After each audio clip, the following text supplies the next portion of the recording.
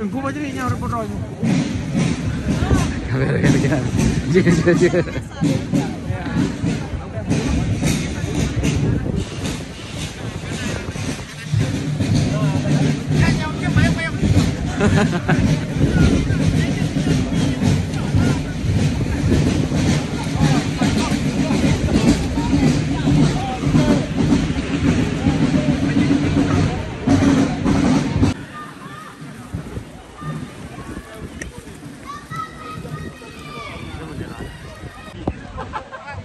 Bek je kadang.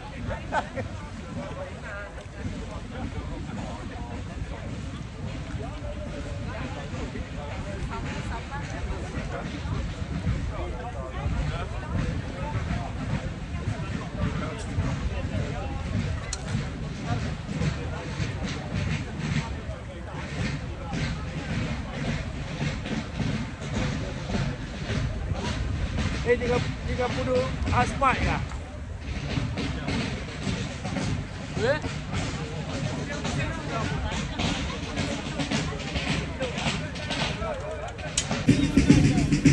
Benar mau kali?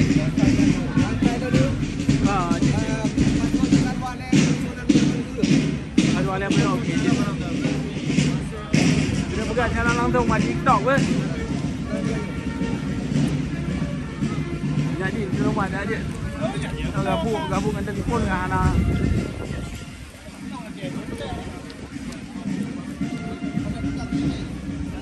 Tapi benda lain terbalik sebab sebelah tadi.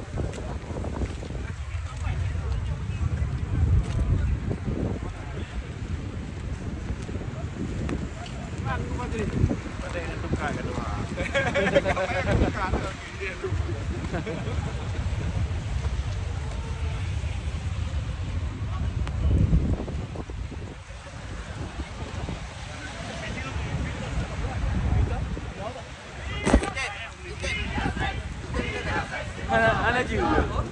Oh, makanan eh? Som gir oss trygge, fremtidsrettede arbeidsplasser som sikrer oss framtidige sivile mål. Vi må stå opp mot all form for aggresjon og krigshandlinger, og jobbe for fred og forsoning mellom nasjoner og mellom mennesker.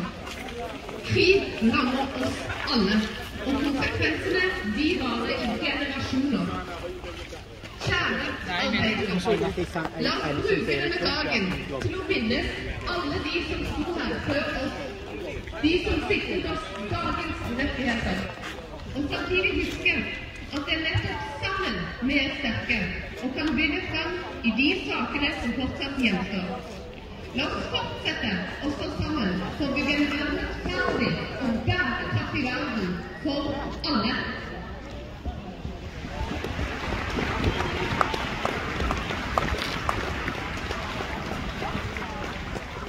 La oss stå sammen i kampen for likelønn, for mer tid, for en verdig trygd, mot klimakrisen og for fred. Miljøpartiet De Grønne ønsker en verden der Aduh.